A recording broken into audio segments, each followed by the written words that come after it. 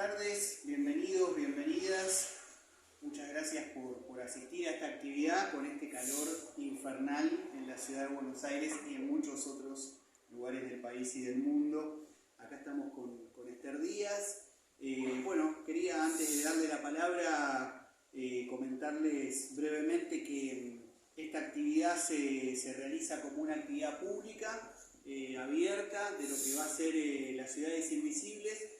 Es el taller que coordino acá en La Libre. Es un taller de escritura, literatura y cine, que retoma un poco el nombre de aquella novela de Italo Calvino, Las ciudades invisibles, que justamente este año se conmemoran los 100 años del nacimiento del escritor italiano.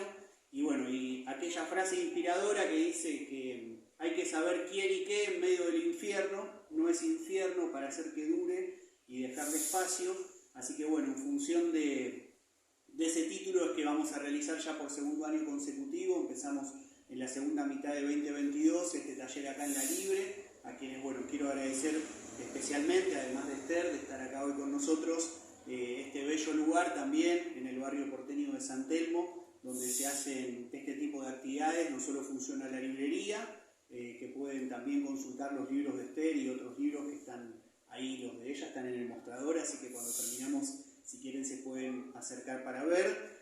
Pronto está estrenando otro libro nuevo, así que vamos a también comentar un poco para invitar a la actividad de presentación en el mes de marzo.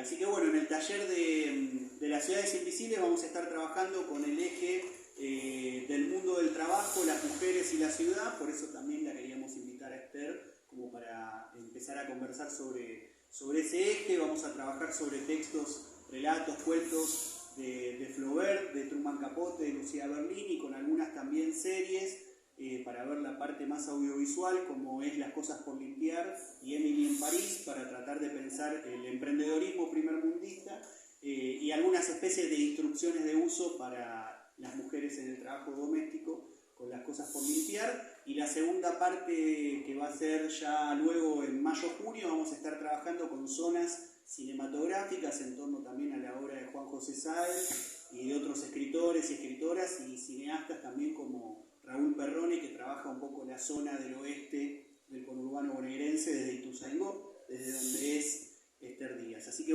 sin mucho más preámbulos, agradecerle a Esther. Tengo un montón de cosas anotadas, tus libros acá sobre la mesa. No, por eso, la idea es hacer una conversación, un poco pensando en esto del eje de las mujeres, la ciudad y el mundo del trabajo. Acá tenemos Filósofa Punk, una memoria que salió hace algunos añitos, en 2018, casi en simultáneo con Mujer Nómade, ¿no? Fue un poco... Primero la película y luego el libro, así que vamos a partir un poco desde ahí para pensar de alguna manera, cosas que estás contando en la película y que escribiste en el libro, pero que quizás para compartir con las personas que vinieron y que nos escuchen, un poco las dificultades con las que vos te encontraste a la hora de comenzar ya el trabajo estrictamente vinculado a la filosofía, a las letras, ¿no? ¿Cómo fue también un poco vencer esas dificultades y qué implicó para vos? Bueno, muchas gracias. Vuelvo a agradecerles la presencia. No sé, quiero contestarte lo que me preguntaste, porque me parece que todo el mundo lo tendría que saber. Ya lo dije tantas veces, pero ahora sí que perdónenme si ya lo saben. Pero el tema es que yo nací en un hogar muy humilde. Mi papá era ciariero, como se decía en aquel tiempo. Mi mamá ama de casa, muchas mujeres. Y es el día de hoy que a una hermana mía que sobrevive la pandemia, pero lamentablemente perdí una de las hermanas en pandemia, yo el otro día le decía, ¿cómo hacían mami y papi, como decíamos en aquel tiempo, para criar 3 hijas de manera digna, digamos? Yo no me acuerdo de haber pasado hambre, al contrario. Cuando yo fui madre, sí, más de una noche tuve que irme a dormir con unos mates, nada más. Pero con mis padres, yo era diariero, trabajaba a la mañana y a la noche, pero diariero.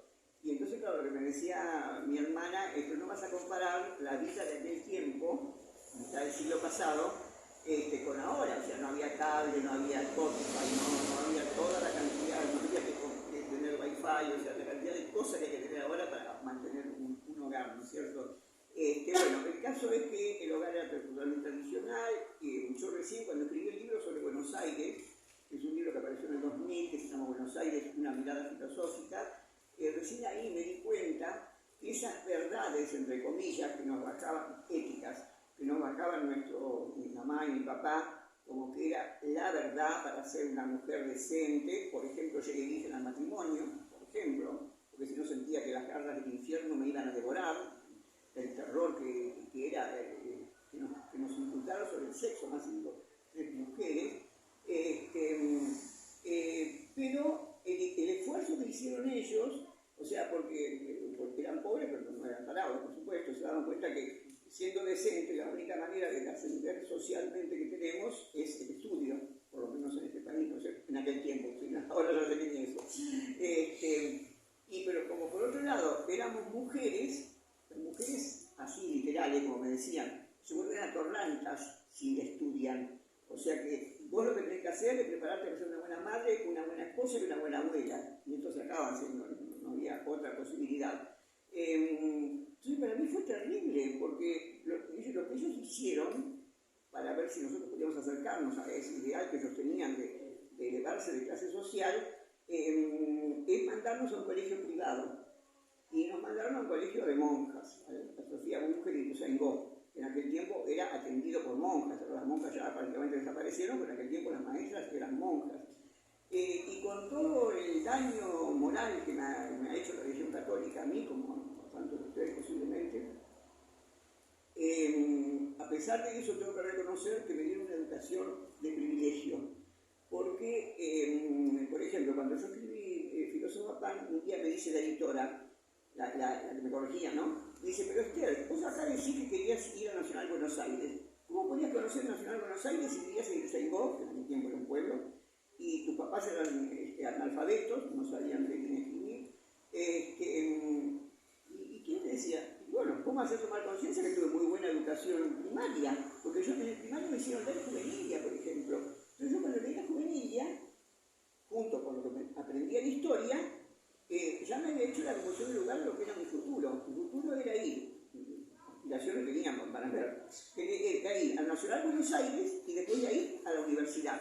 Todavía no sabía a qué universidad, pero yo no tenía duda que eso es lo que quería para mi vida.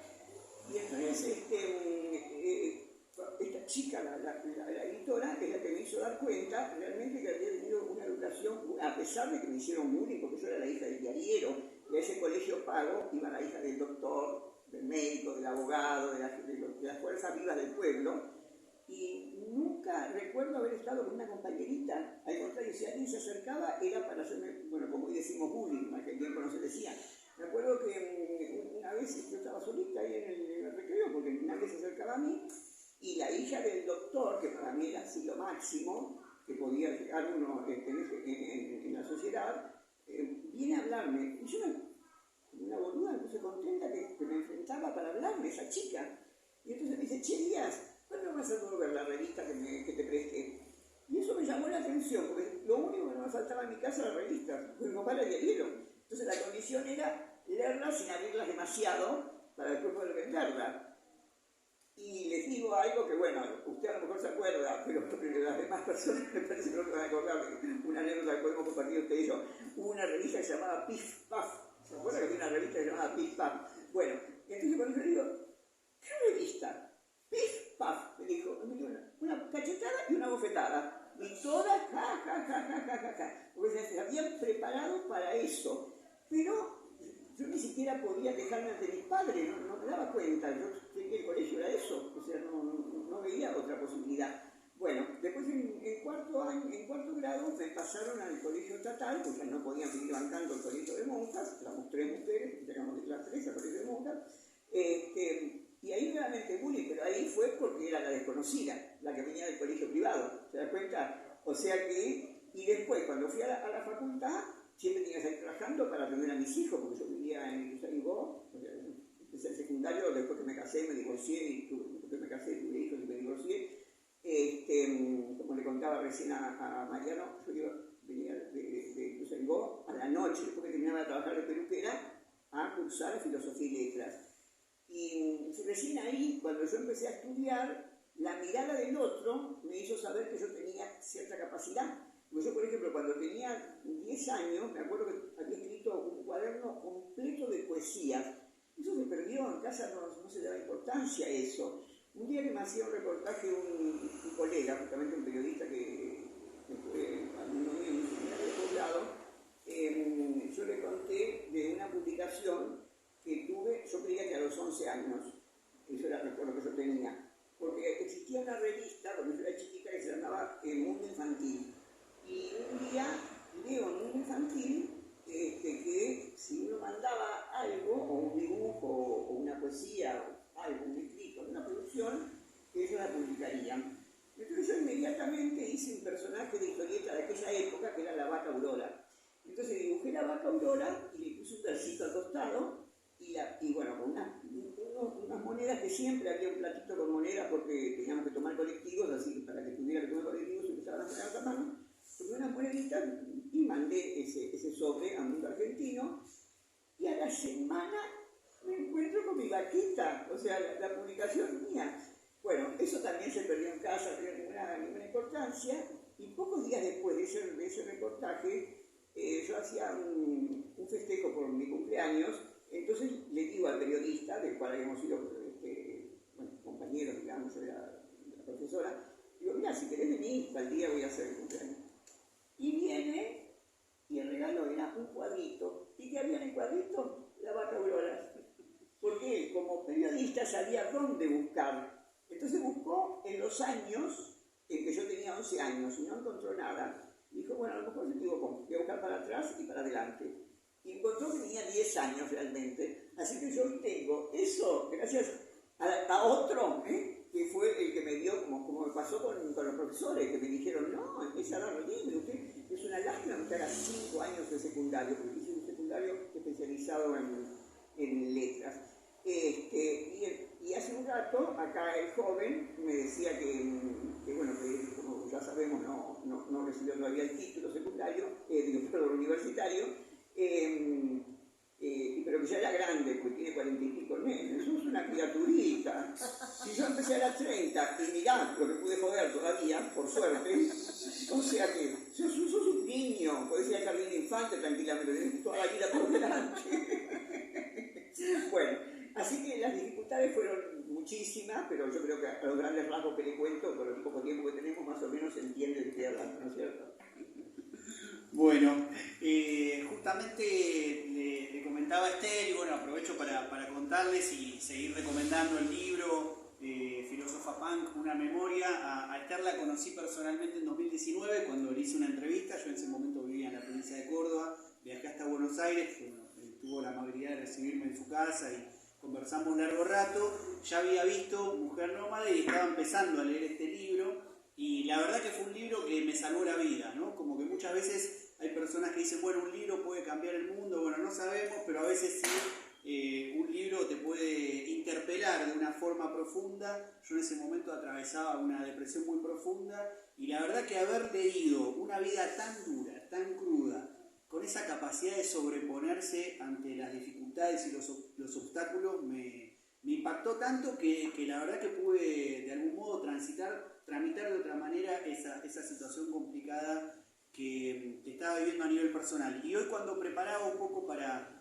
conversar ahí algunos repasos del libro, me quedé un poco viendo lo subrayado, ¿no? Y bueno, en alguna de las partes vos hablás de la apuesta ético y estética de la filosofía, en tanto pasiones alegres de una vida con sus conflictos, ¿no? Me interesó mucho ese subrayado porque hoy vivimos quizás en un mundo donde muchas veces a través del coaching y todas estas nuevas técnicas se pretende como anular de algún modo la vida conflictiva, pero en este caso no. Y esa apuesta ética y estética, comentás también en otra parte del libro, estuvo también acompañada muchas veces por lo que denominás como técnicas de supervivencia y mencionás a la propia filosofía e incluso al cine. Así que te quería preguntar un poco también cómo fue ese desplazamiento que no solo implicó salir del conurbano y de una vida familiar más tradicional para estudiar filosofía, nada más y nada menos, porque no era cualquier otra carrera, y qué rol jugó ahí el cine y también te sumo la literatura. si hubo algo también de la vida literaria que estuvo presente a lo largo de tu vida y cómo es esta relación también con el cine. Bueno, gracias por la pregunta. Voy a contestar sobre la literatura y después hacerme acordar que otras cosas que me preguntaste, porque ya son demasiadas. Bueno, yo cuando, como me di cuenta desde chiquita que me gustaba tanto leer y escribir, y como les digo, por suerte en mi casa no faltaba que leer desde el punto de vista de las revistas, pero no había libros. En una oportunidad, una amiga de mi mamá, que hoy, en ese momento yo era chica, no me podía dar cuenta, pero me doy cuenta que era muy católica esa señora y que la quería convencer a mi mamá, o sea, la quería convertir. Mi mamá no es que no se hubiera bautizado, pero esa cosa que es tan común en la Argentina, bueno, de bautizar o hacer tomar la comunión, aunque uno no sea practicante. Y bueno, yo empecé a leer la Biblia y me apasioné. Incluso es el día de hoy que lo digo, yo creo que lo digo en el libro, que fue el primer libro pornográfico que yo leí. Claro, pues yo aprendí más de sexo con la Biblia que realmente, bueno, nada más, porque en casa éramos todas mujeres, yo mi primera hija creo que la vi, qué sé yo, después de casada. Porque, o sea, los medios no eran como ahora que te pueden mostrar todo. Un chico a tiro de celular puede encontrar una revista pornográfica, o sea que yo comprendo que debe ser un esfuerzo mental muy grande para ustedes pensar que éramos tan boludas que ni siquiera conocíamos un órgano masculino. No, porque además, bueno, al no tener cultura ni siquiera ir a museos donde se puede ver por lo menos ahí. Bueno, aunque bueno, en general los griegos parece que la tenían muy chiquititas. El pito griego se dice cuando es muy chiquito. La cultura griega lo tiene cortito. Bueno, entonces yo leía y después hice algo que cuando estando en filosofía y letras vi que se hacía así, no podía creer quién me había dictado a mí que se hacía eso. O sea, a la noche, cuando todo el mundo comía, o sea, la mentalidad era la que decía Perón, que yo tenía 5 años, cuando fue lo de Martín García y Perón, esa famosa frase de casa al trabajo y de trabajo a casa. Esa era la mentalidad de mi papá, y eso lo voy a hacer toda la vida. Y otra cosa que era muy propia también de la época, para dominarnos mejor, por supuesto, de que era indigno estar sin hacer nada. Había que trabajar. Entonces, durante la mañana había que ayudar a limpiar la casa, a la tarde había que ayudar a limpiar los platos y después hacer los deberes. Y en el interín, entre tomar la leche, como se decía entonces, y la cena, sí, había un poquito de espacio para ir a la vereda a ver pasar la gente, porque no había televisión, no había nada. Entonces yo, esos espacios libres los aprovechaba para escribir. Y ahí sí me retábamos, entonces sí había que entretenerse y salir a la vereda, porque era una cosa del demonio, o sea, era una cosa del demonio. Entonces eso yo creo que me produjo tanta resistencia. A veces hay algunos periodistas que me dicen, bueno, pero ¿qué antecedente hubo en su familia o en su entorno como para que usted tuviera esta pasión por el estudio? Y yo por más que lo piense no hubo nadie, porque pobrecitos eran todos hijos de inmigrantes, yo soy segunda generación de españoles. Así que no, o sea, no había nada. Hasta que un día, como me insistían con esa pregunta, últimamente ya no me la hacen tanto, no sé, ya sé, lo que hizo que yo tuviera semejante fuerza de voluntad para llevar adelante lo que llevé fue la resistencia. Porque si yo hubiera nacido en cuna de oro, me hubiera mandado a un colegio bilingüe, como yo hubiera deseado, ¿no?, cuando quería estudiar, y hubiera realmente podido entrar a la Nacional de Buenos Aires. Que otra cosa, yo estaba tan entusiasmada que no me daba cuenta del machismo, no me daba cuenta que en ese tiempo las mujeres no podíamos ir a la Nacional de Buenos Aires. No era consciente de eso, se da cuenta, a mí me parecía que era lo más natural. O sea que yo digo siempre que fui peronista y feminista, mucho antes de saber lo que era el feminismo y el feminismo. Cuando yo escuchaba por radio que a Perón lo estaban por matar, que Martín García, yo tuve una lealtad con esa persona, que el pueblo salía a pedirlo, que es una cosa que, aunque después no tiene una peronista práctica, es una cosa que se quedó marcada para siempre. O sea, ver esa radio, que en ese tiempo era y después lo podíamos ver otro día en el diario, las fotos, esa gente que marchaba a Plaza de Mayo, sin ningún líder, sin nadie que nos marcara. Y yo veía que en mi casa hablaban con cierta indiferencia de, lo matarán, porque ya habían matado a 2 o 3 presidentes ahí en Martín García. Tiene una angustia terrible. Entonces cuando nos mandaron a apostar, en determinado momento escuché un movimiento que hacían los grandes, me acerqué y escuché por la radio que decía que ya estaba Perón hablando con su gente señor Perón, que yo ni sabía quién era, por supuesto, en Plaza de Mayo. Así que eso me marcó muchísimo respecto, digamos, de la ideología y respecto de la escritura, el que me la prohibieran. Que yo quisiera escribir y no, andar a jugar un poco con las muñecas, en el momento que se podía jugar, que era muy poco. O sea que, así que repito, yo creo que la resistencia fue, y mi idea, porque ya me di cuenta que tenía una predisposición natural, era hacer letras. Entonces, como yo cuando entré a la facultad tenía 29 años, ya, mi propósito era entrar antes de los 30, por favor, porque en ese tiempo se daba examen de ingreso, entrar antes de los 30. Entonces, cuando yo me estaba preparando ya para ver si podía entrar a la facultad, un día me fui a Filosofía y Letras, que en aquel tiempo estaba en Independencia, donde ahora está una dependencia de Psicología, sí, y pedí el plan de letras. Entonces cuando volví a mi casa y lo escribí detenidamente, me pareció un bollo tan espantoso que digo, no, esto en vez de estudiar tiene la gana de todo, porque había que estudiar no sé cuántas gramáticas históricas, 4 idiomas, bueno, los idiomas los tuve que estudiar igual pero con menos exigencia, porque por ejemplo de los antiguos, en filosofía en mi tiempo se podía estudiar griego o latín.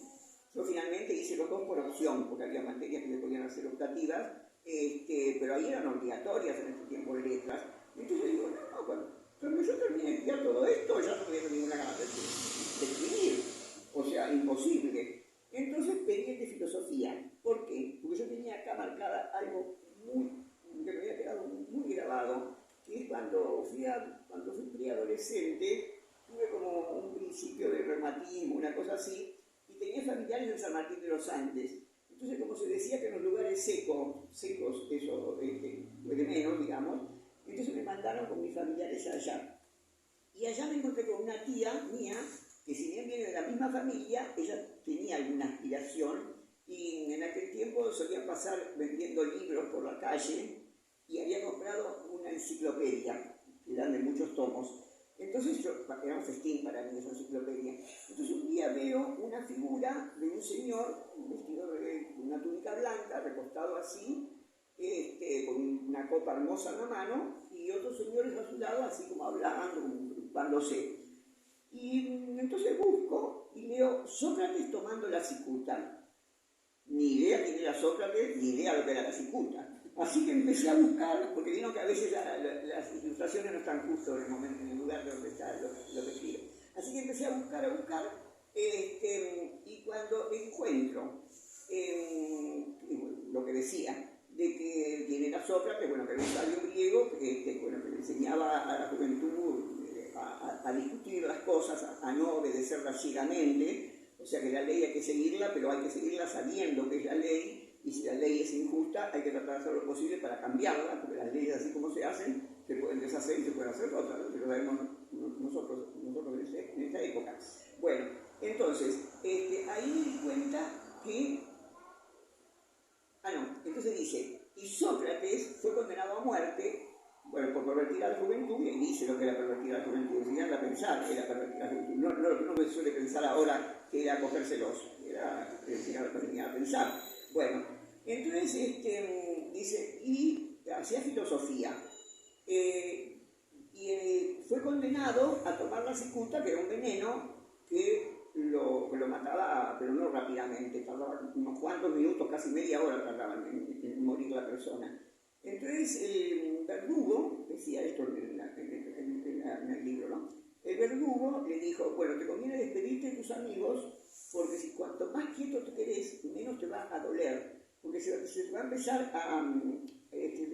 a quedar paralítico, de las piernas para arriba, hasta que la parálisis llegue acá, y bueno, ahí te vas a morir, pero si encima hablas, te va a doler mucho. Y entonces dijo, no, de ninguna manera, si lo que me quedan son minutos de vida, ya estoy frente a la muerte, lo que quiero es hasta último momento seguir hablando de filosofía. Entonces dije, si en la vida hay algo que hasta te puedes olvidar de la muerte, porque lo que más te interesa es seguir con eso. Entonces, eso lo quiero para mí.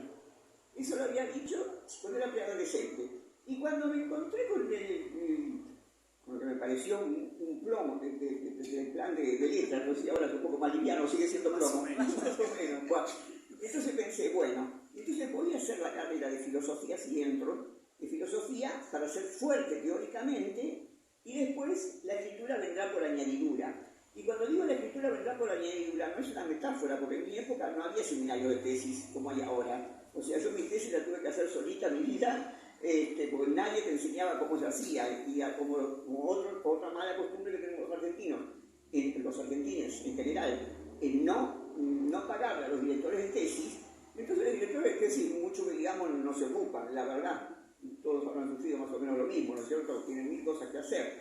Entonces, en ese momento era realmente vendrá por añadidura. Pero ¿qué pasó? Me enamoré de la filosofía. Entonces tengo más de 30 libros de filosofía.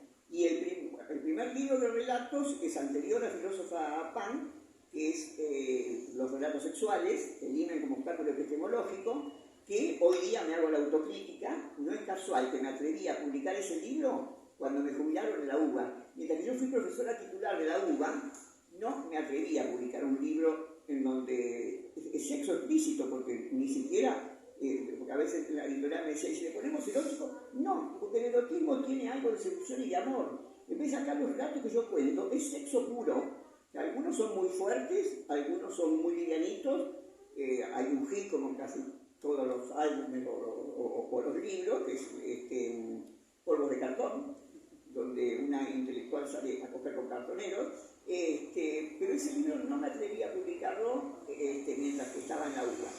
Cuando salí de la UBA, igual sería un cargo de más jerarquía, porque era directora de una maestría que creé yo en la Universidad Nacional de Lanús, pero ya Lanús no tiene sobre mí el peso simbólico que tenía la UBA.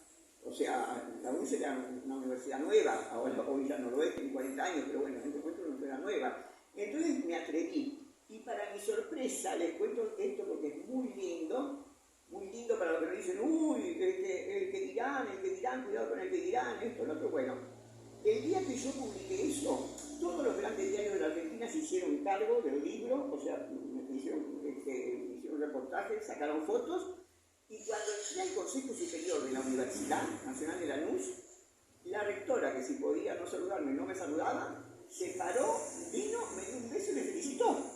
Entonces todos me saludaron y desde ese día pasé a ser una señora respetada, porque dije coger, concha, pija y todas esas cosas. Por supuesto, no solamente me hubiera respetado si decía eso, ¿no? Había otras cosas, desde ya hay otras cosas creo en el libro. Bueno, y cuando ya les conté cómo fue que escribí el filósofo Pan, porque, no les conté, le conté a él solo, porque de Paidós me llamaron, hace poco tiempo, esto publiqué en el 18, para escribir un libro de filosofía para adolescentes. Y yo dije, ¿para adolescentes?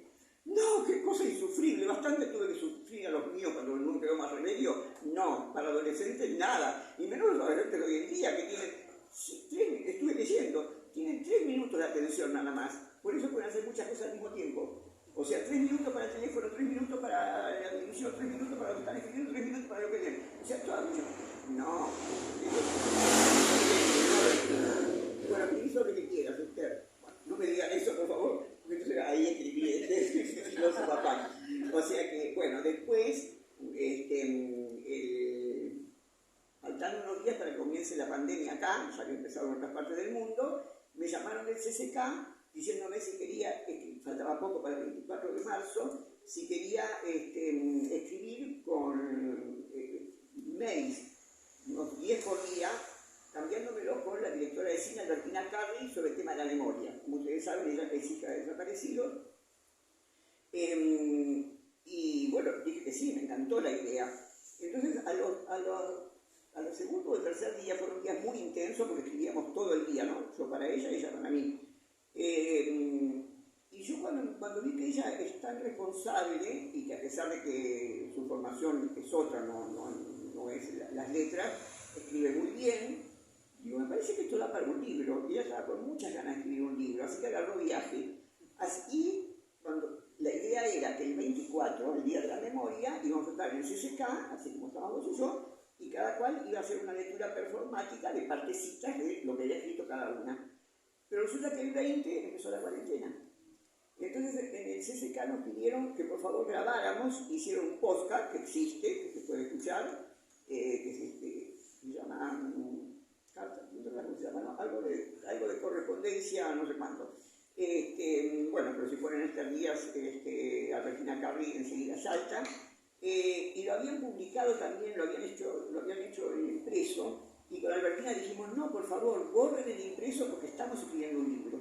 Entonces, pues, se lo ofrecimos a Caja Negra, y Caja Negra dijo, sí, nos encanta, pero hay que hacerlo más largo, demasiado corto.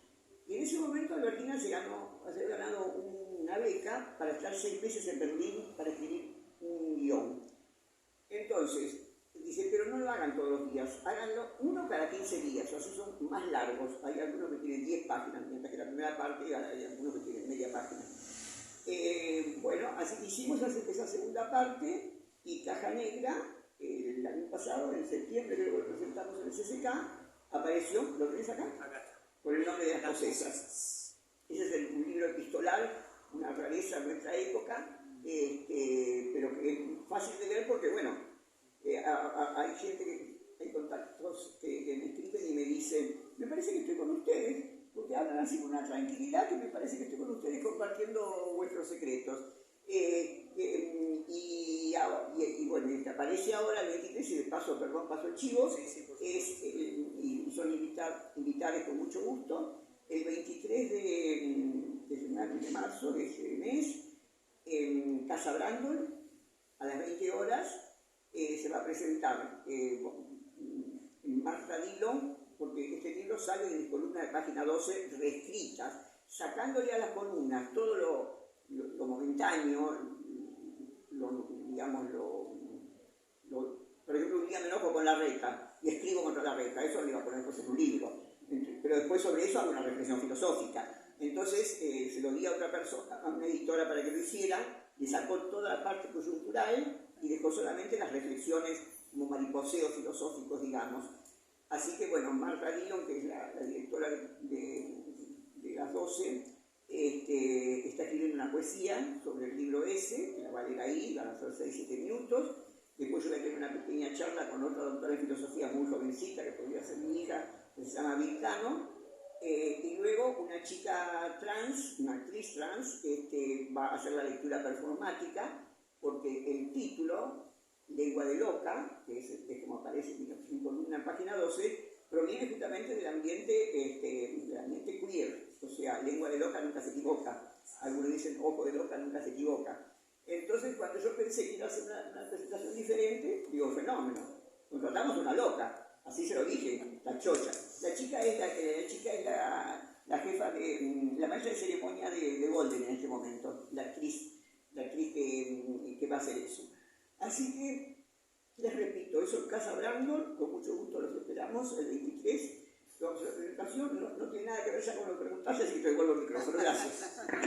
Bueno, gracias Esther. Les comentaba que la había conocido personalmente a Esther en 2019 cuando hicimos aquella entrevista, pero bueno, ya para entonces la había leído, e incluso varios años antes había cursado en el ciclo básico común Pensamiento Científico en la cátedra, donde bueno, aparecía como bibliografía también por ciencia, que es uno de los libros que está circulando. Lo que no sabía en ese momento era tu vínculo con la tradición punk.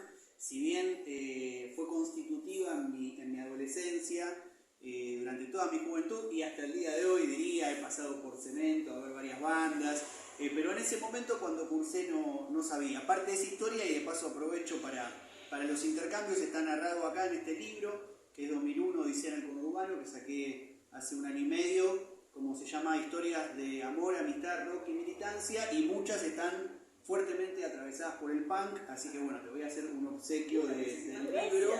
Y quería retomar un poco algo que tiene un vínculo entre el punk y la filosofía, que es la figura de Nietzsche, y en una memoria en Filósofa Punk vos hablás un poco de asumir el carácter contradictorio de los deseos que constituyen nuestra subjetividad, y decís diversa, heterogénea y no homogénea como la moral de rebaño, ¿no? Como ahí quizás podemos pensar un cruce entre la moral de rebaño que plantea Nietzsche, sobre todo en Genealogía de la Moral, y en cierto espíritu nietzscheano que hay presente en el punk.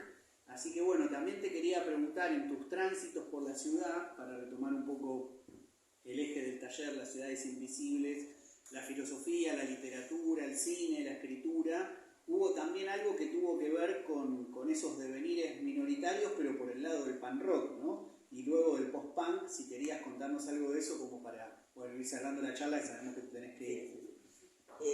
Bueno, el tema es que en mi larguísima vida tuve la desgracia de vivir 5 golpes militares. Así que cuando finalmente tuvimos la dicha de que volviera la democracia, en los 80, a los muy pocos meses se abrió Cemento. Entonces, imaginen, después de haber estado 10 años bajo la pata de los militares, realmente Cemento era el reino de la libertad, además lo que significaba entrar a un lugar de baile donde estaba todo despojado, bueno, toda la cosa pan de Cemento, ¿no es cierto?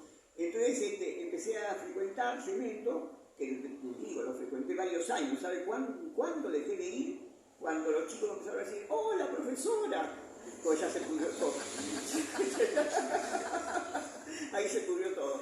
Pero bueno, mientras que no me reconocieron como profesora, pude disfrutar unos cuantos años de eso.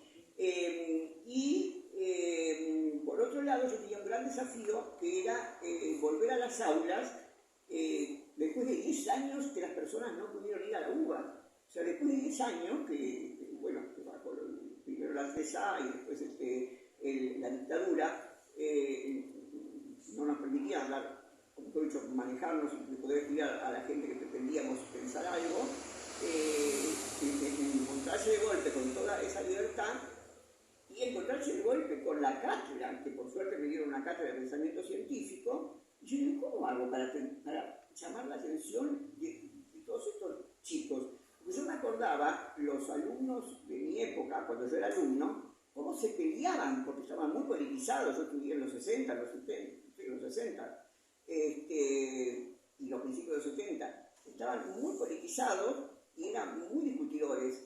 Entonces pensé, bueno, yo en ese tiempo todavía era hippie, porque en la época que había que ser hippie fui hippie también. Bueno, entonces digo, bueno, yo no puedo ir con estos pelos largos hasta acá y con las polleras largas y con la vincha a esta altura del partido, es una antigüedad. Y me entero que en Inglaterra había un movimiento que estaba contra además de estar contra las instituciones tipo La Reina, por ejemplo, estaban contra los grupos de rock que empezaron siendo muy revolucionarios, por decirlo de alguna manera, y terminaron atrapados por el mainstream, o sea, el primer rock. Entonces me interesó mucho esa actitud contestataria y hice un viaje, tuve la suerte de poder hacer un viaje a Londres. Entonces me compré remeras de diferentes conjuntos musicales, no muchas, pero la mitología popular hace que algunos me dicen, uy, Esther, te veía con la remera de Los Redondos. Otros me dicen, uy, Esther, te veía con las remeras de los Beatles. O sea que puse las remeras de todos los cantantes amigos y por haber. En realidad tenía 2 o 3 nada más, ¿no? Pero cada cual debe hacer la que le gusta a él, seguramente, o a ella. Y bueno, incluso algunos son conscientes. Hay mucho mito alrededor de vos. Sí, por supuesto. Por eso en ese libro se desmitifica bastante, creo, ¿no? Espero. Aunque bueno, hay unos mitos que son lindos, o sea, desde ya que me gusta, incluso los digo correr, sí me gustan los Hay una carta de San Martín bastante desconocida, la conocí justamente cuando estudié Historia en Filosofía y Letras, que hablando de la famosa disputa con Bolívar, él realmente, según algunos investigadores, él no se peleó con Bolívar. O sea, con Bolívar hicieron un trato de que, ya que él tenía fuerza en Europa, puesto que había hecho su carrera allá, Bolívar hacía la lucha acá y él hacía la lucha diplomática allá. Pero bueno, alguien que le escribe de Buenos Aires, un francés, le dice que eso no se lo cree nadie. Entonces San Martín le contesta que a veces es mejor una mentira útil que una verdad que haga daño. A veces es mejor una mentira útil. Bueno, y ahora que digo esto me acuerdo de Platón. Platón, el filósofo de la verdad, en la República, dice, dándole consejo a los gobernantes, a veces los gobernantes tienen que mentir Platón, el filósofo de la verdad, ¿no es cierto? O sea que son perlitas que uno las encuentra si quiere, si no, ni se las cuenta, ni las ve, te pasas por encima. Bueno, entonces volviendo al tema del punk, entonces cuando yo vengo con esas remeras y me veo con esos pelos por acá, digo, no, esto no puede ser. Así que fui y me hice cortar el pelo, no lo logré enseguida porque no es tan fácil, llegué a tener mi grencha, como me habrán visto en tantas fotos, ya un poco de pelo parado quedó, por lo visto, sigo quedando parado, y yo, sí, bueno, iba a cemento todas las semanas, sí, seguro, pero no soy conocedora de la música, sino del espíritu.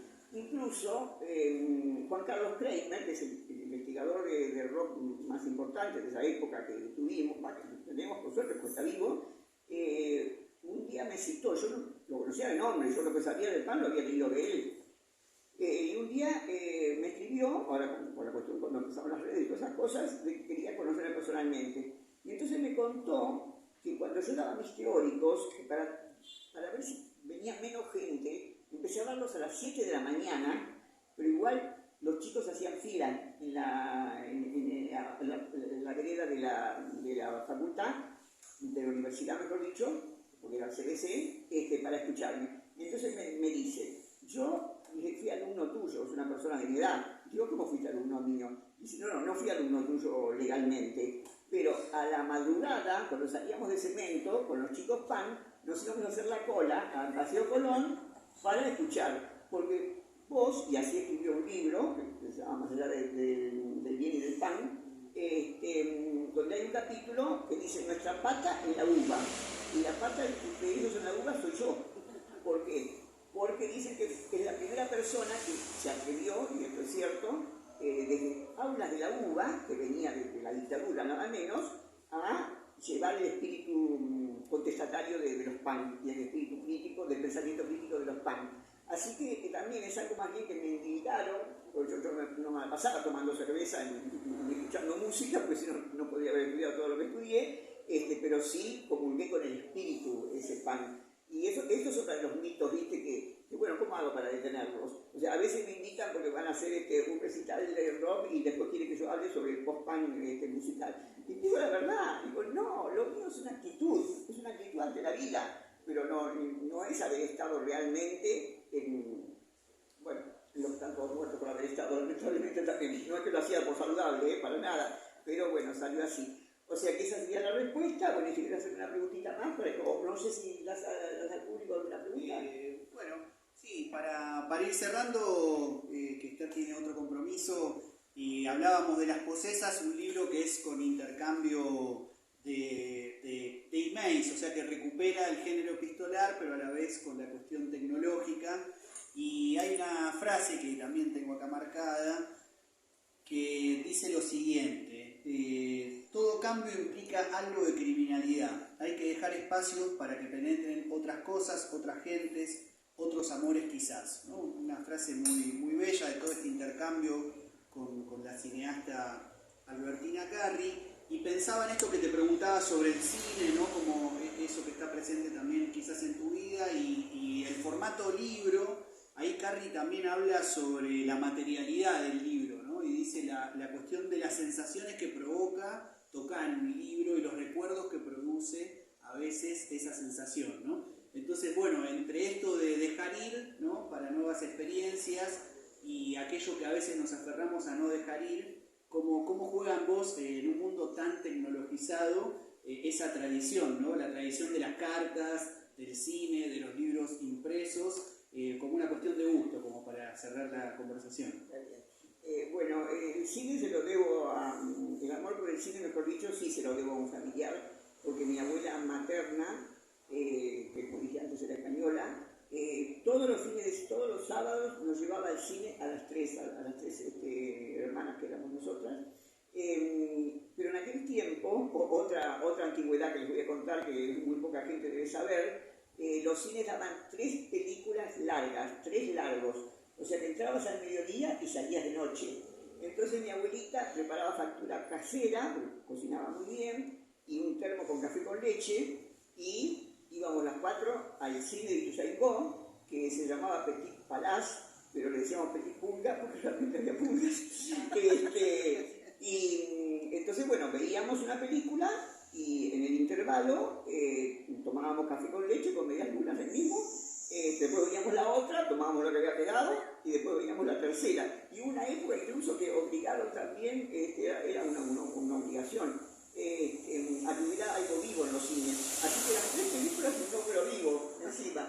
Bueno, así que haber descubierto el cine, sobre todo el cine yankee, por ejemplo, que yo hasta adulta creía que todos los alemanes y todos los japoneses eran malos, que veían las películas de posguerra, de los yankees, así que parecía que todos eran terribles. Bueno, pero también me ayudó mucho a las pocas mujeres fuertes del cine de aquella época, tipo Lo que el viento se llevó, esa mina que pierde todo y la película termina diciendo, perdió todo, se le murió la hija, el marido se le fue, el hombre que ella quería otra, y se le incendió la casa, todo mal, todo mal. Y termina mirando la cámara y diciendo, mañana será otro día. Y yo dije, esa es mi vida, o sea, yo quiero ser esa.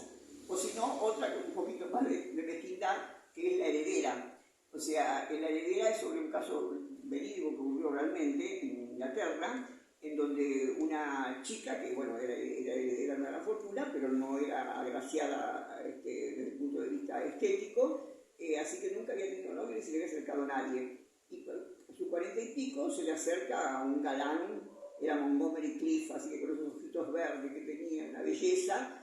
Bueno, la chica esta se enamora muchísimo y cuando el muchacho pide la mano de la chica, el padre se le dio cuenta que era por interés, que era heredera de una fortuna, y le dijo que no. Entonces ella, cuando se encontró escondida con el pibe, le dice, bueno, papá merece heredera, si me caso con vos, pero yo quiero que cumplamos con lo nuestro. Así que escapémonos, nos casamos en tal pueblo y nos vamos de acá. Y el tipo quiere que el mundo se le venga abajo, porque lo que quería justamente era la herencia. Entonces habían quedado en que esa noche, a las 12 de la noche, él iba a venir, en ese momento era, los coches no eran un taxi técnico, era un caballo, ¿no? Bueno, entonces a las 12 de la noche está con todo preparadito para escaparse de su casa. Y el tipo no viene, o sea, ella escuchaba, ¿no? Ella escuchaba a los caballos, no viene, la dejó plantada. Bueno, pasaron 10 años, murió el papá, o sea que era heredera ella. Entonces el tipo apareció de nuevo. Y le hace el verso de que ella lo había hecho por amor a ella, porque cómo le iba a dejar sin plata. O sea que por eso se había ido. Entonces ella se hace la boluda y como que se lo cree. Pero te das cuenta, porque él la quiere besar en la boca, te das cuenta de un gesto mínimo que hace ella que se lo está arrancando, ¿viste? Pero sigue una duquesa. Entonces le dice, bueno, vamos a hacer una gran fiesta. Y mira la casa, la abraza a ella y mira la casa el tipo. Bueno, entonces dice, no. Lo vamos a hacer como no pudimos hacerlo años atrás. O sea, yo voy a preparar las valijas y a las 12 de la noche vas a venir a buscar y nos vamos a casar. Después sí, podemos volver a esta casa porque ya es nuestra, pero lo vamos a hacer así. Entonces, el tipo dice, bueno, está bien, total. Casarme con una fiesta, casarme en un pueblito, una vez que me caso ya soy dueño de la mitad de esto. Bueno, entonces acepta. Entonces ella está bordando, porque ella siempre borda, y a las 12 de la noche clac, clac, clac, clac, se escuchan los caballos que vienen. Entonces ella termina el bordado, o sea, hace el último nudito, corta, está el bordado terminado, y él empieza a golpear. Entonces la mucama se están golpeando, anda a dormir. Pero están golpeando, anda a dormir. La manda a dormir a la mucama, agarra su vela y deja terminó la costura y comienza a subir las escaleras. Entonces el tipo desesperado golpea y ve la luz que sube y la mina sin dar explicaciones a nadie, ni te pedí explicaciones ni te doy, chao, lo deja plantado. No es divino. O sea, yo ahí me quedé pegadísima. O sea que eso hizo el cine conmigo. O sea, así como vos dijiste de los libros que te cambian la vida, yo creo que esa película, La heredera, me marcó absolutamente. Hay 2 o 3 más, pero fundamentalmente eso. Así que el cine fue una cosa muy importante en mi vida y bueno, que en cierto modo lo heredaron mis hijos, que ahora están muertos los dos, lamentablemente, mi hija y mi hijo. Pero tengo a mi nieta, hija de mi hijo, que también se dedica al cine. O sea que de alguna manera, cuando ella le pregunte, ella va a poder decir sí, que a mí me gustaba tanto el cine. Y si tuviera otra vida para vivir, haría películas. Pero bueno, todo se termina. No sé si ustedes me quieren hacer alguna pregunta rápido. Con mucho gusto, estoy a disposición. mismo si quieren una selfie o algo, encantada, pero lamentablemente me quedo feliz. Bueno. Gracias, Esther. Bueno, gracias por la conversación. Y bueno, recordarles que estamos con esta actividad lanzando Las Ciudades Invisibles, el taller de escritura, literatura y cine que hacemos acá en Lea Libre a partir del 21 de marzo. Van a ser 6 encuentros los martes de 18 a 20 horas. Así que bueno, por demás agradecidos de acá de este espacio en el barrio porteño de San Telmo y bueno, por esta conversación que permitió dar por inaugurado el ciclo 2023. Bueno, y muchas gracias a ustedes por venir. Un aplauso grande para ustedes.